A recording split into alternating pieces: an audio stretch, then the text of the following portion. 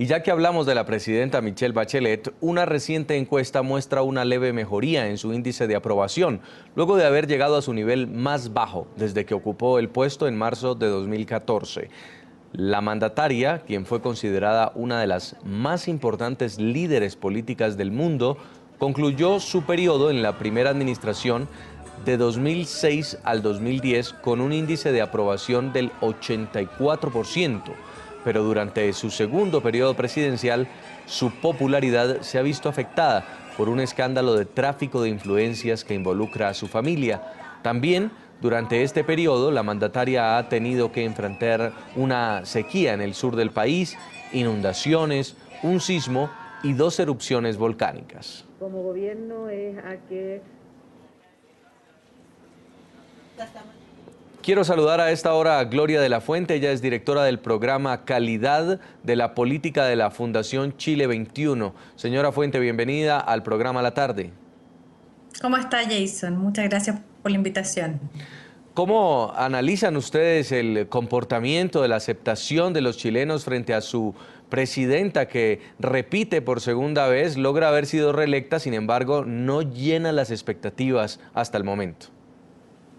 A ver, lo que pasa es que creo que Chile ha cambiado también de manera sustantiva. Lo que tenemos hoy en día como promesa en términos de programa de gobierno es mucho más de lo que fue probablemente la promesa de los gobiernos de la concertación en el pasado, los 20 años de gobierno de la concertación, y por cierto mucho más que el último gobierno que fue el gobierno de la Alianza por Chile en el caso nuestro. Hoy en día, a propósito de las movilizaciones estudiantiles en el año 2011, 2012 y en general cierta como efervescencia social en Chile, el programa de gobierno también y en general los candidatos que se presentaron en la última elección presidencial fueron mucho más allá de lo que habíamos logrado avanzar en Chile en los últimos años. Y eso explica en parte también algunas de las dificultades que había en el gobierno, porque si bien la presidenta Bachelet comprometió una serie de reformas estructurales bien importantes, no siempre el alineamiento no solo de la oposición, que hay que decirlo, sino que también particularmente de parte importante de la propia coalición de gobierno no ha estado a la altura y no siempre ha estado funcionando con la lealtad que se requiere en este tipo de materia. La educación universitaria en Chile es una de las más caras del mundo si se compara con el poder adquisitivo de su población. Y cuando Michelle Bachelet asumió la presidencia del gobierno el año pasado, lo hizo con la promesa de alcanzar el 70% de la gratuidad al final de su mandato. Estábamos escuchando que hasta ahora no se ha podido concretar y que los avances no han sido los esperados. ¿Cree usted que si se logra definir para el 2016 la gratuidad de la educación, la presidenta pueda tener un respiro?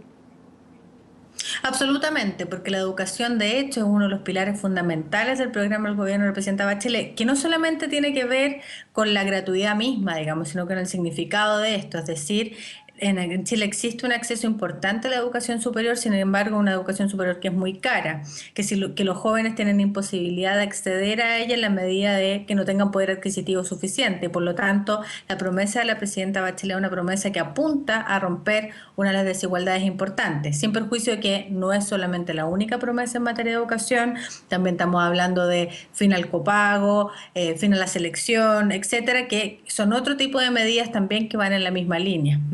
Ha habido desacuerdos al interior de la propia coalición de gobierno sobre cómo llegar a este fin, pero finalmente el principio se mantiene, que es el principio de romper la desigualdad importante que existe en Chile, una de las más grandes, por ejemplo, en los países de la OECD.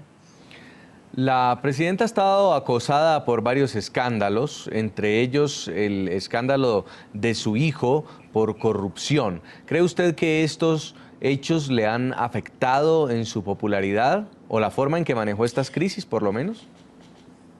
O sea, qué duda cabe que no solamente el escándalo particular que afectó al hijo de la presidenta Bachelet que está siendo investigado todavía, sino que una serie de escándalos que se han conocido en Chile en materia de financiamiento de campañas y de la política, que ha afectado por lo demás transversalmente al mundo político chileno, ha tenido en una situación al menos complicada al gobierno de la presidenta Bachelet y a ella misma, digamos, ¿no?